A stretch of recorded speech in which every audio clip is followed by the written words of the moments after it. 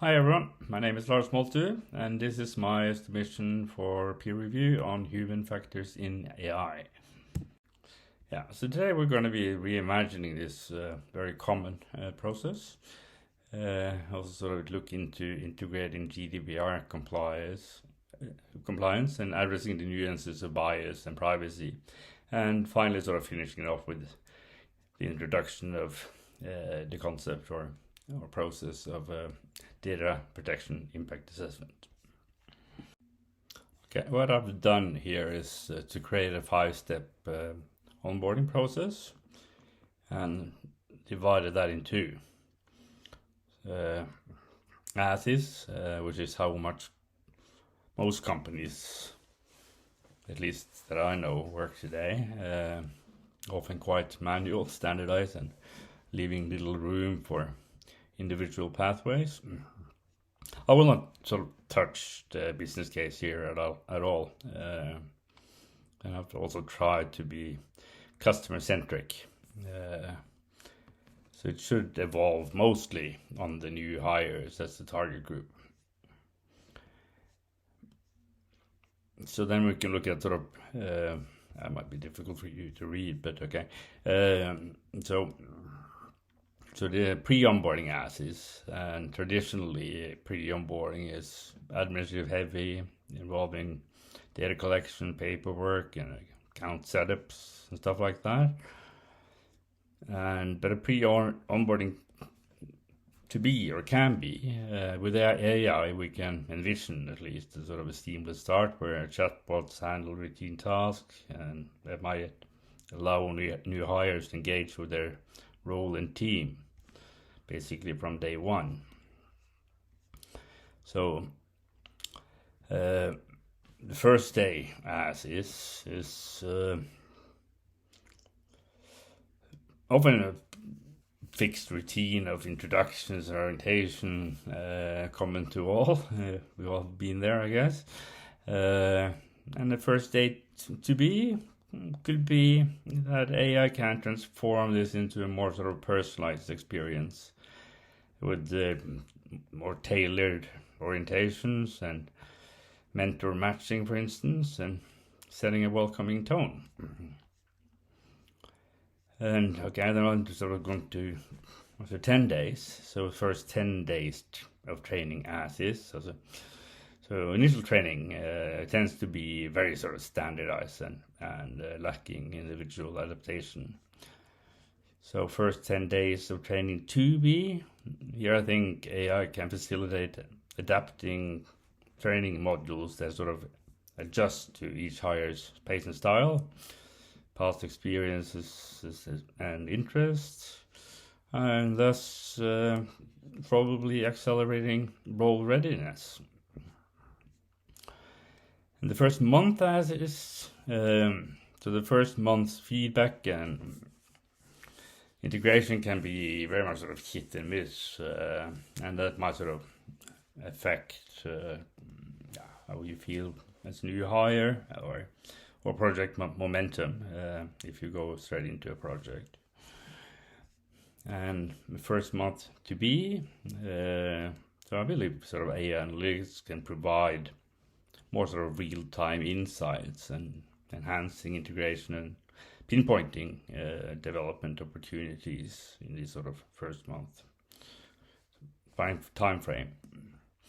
And the first year as is, presume a lot of us have already been there, so it's so career planning is often that sort of yearly review meeting, and it's very reactive and based on periodic reviews and feedback from customers. So first year to be could be with AI and some predictive analytics capabilities. You could enhance and maybe more sort of proactively guide career development and aligning sort of personal and business goals. For both greater satisfaction and retention. So I'll just try to finish off this slide with some AI-specific considerations. So we have inputs and outputs, so we can use AI to analyze the data collected at each step to produce personalized content, feedback, and also recommendations for the new hire. Transparency is important. It's actually crucial to communicate to new hire how their data is being used and to personalize their experience, and also the logic behind AI-driven decisions that I might encounter.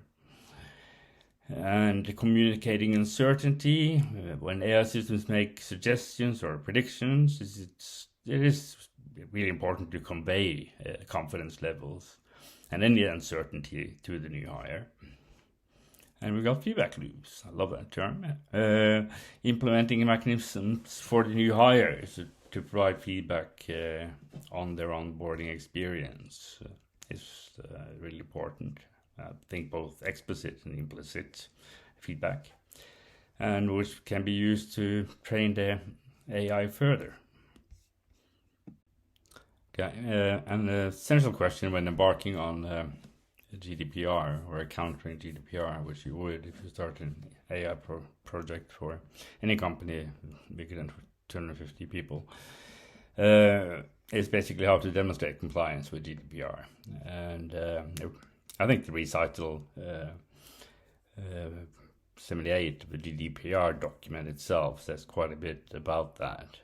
In order to be able to demonstrate compliance with this regulation, the controller should adopt internal policies and implement measures that meet, in particular, the principles of data protection by design and data protection by default.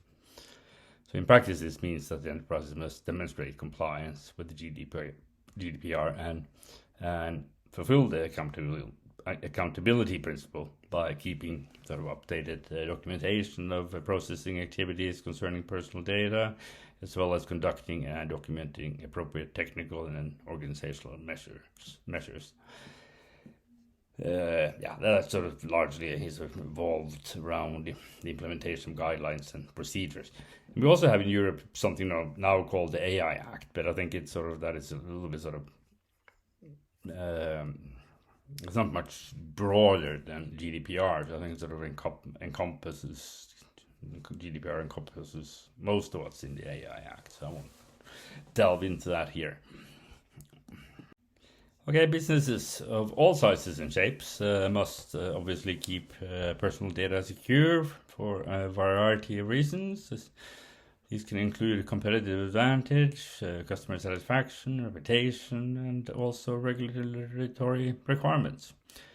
A little bit of a complicating factor is that GDPR is not really a one-size-fits-all type of regulation. In fact, it's quite unique in that it increases an organization obligation in line with the increasing privacy risks. So a small electrical installation company will have completely different requirements than, for example, a multinational insurance company. A GDPR compliance framework should include sort of three dimensions. On one side are the 6 principles of privacy and the 8 rights that together constitute the main requirements that businesses must follow when collecting, processing, or storing personal data in the EU or for European citizens. And that was covered in the course. The second dimension is governance, risk management, and compliance. Risk, I think, is mentioned 25 times or something in the regulation itself, so it's very important. And at the end, the last dimension is basically quality dimension and the operational aspect of it all. It revolves around developing one or more privacy policies that are anchored at the board level and integrate sort of GDPR and privacy protection into the company's operational management.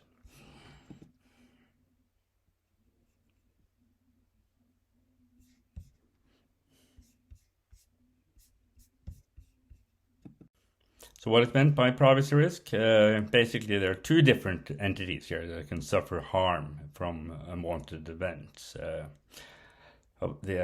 obviously there aren't individuals themselves, the so-called data subjects, and the businesses as well.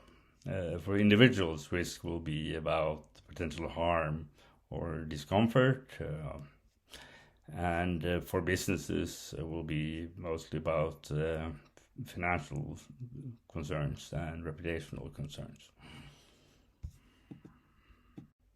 Okay, and here are some examples of bias and sort of privacy risk you might encounter. And typically those are around inaccurate, inadequate, wrong, or outdated data or models, which might sort of give wrong outcome, or they're trained on the wrong data. Also, there's a lack of transparency often on how these algorithms work, and also availability of human oversight. So it's if your credit rating isn't good, it's sort of hard to understand why, and it's often not possible to find anyone that can sort of explain that properly to you. So obviously, I don't have any experience with that, but never mind. Yeah, and people collect also too much data, so it's exaggerated and irrelevant data. So I'll just collect data to keep it. And we might, at least I think in the AI world, where I think a lot of data is good, that you will quite easily come in conflict with GDPR and just collecting data that you have no immediate use for.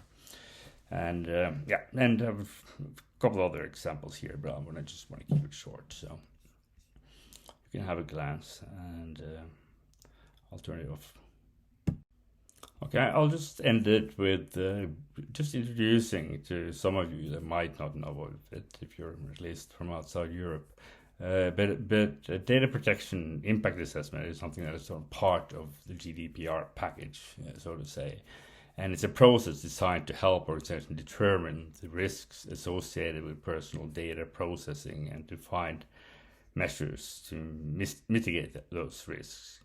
So now it is, you'll see this in every big company in Europe, I would think, that if you're going to introduce a new IT system that collects, uses, and stores personal information of any kind that is new, or you're going to merge databases, or put AI in place in any sort of business process, you'll probably have to do a data protection impact assessment ahead of project start in the design phase, and that will live through the whole project till the end. And I think that's a very, very good thing. And I'm not sure what the status is in the United States, but just wanted to mention that. And it's highly recommended. Okay, but thanks a lot for checking out my assignment. Highly appreciated. So with the festive season just around the corner, I'm hoping and crossing my fingers here that the holiday spirit nudges your generosity a notch higher. And with that, let me pass this final exam. And good luck to you too. Cheers, bye.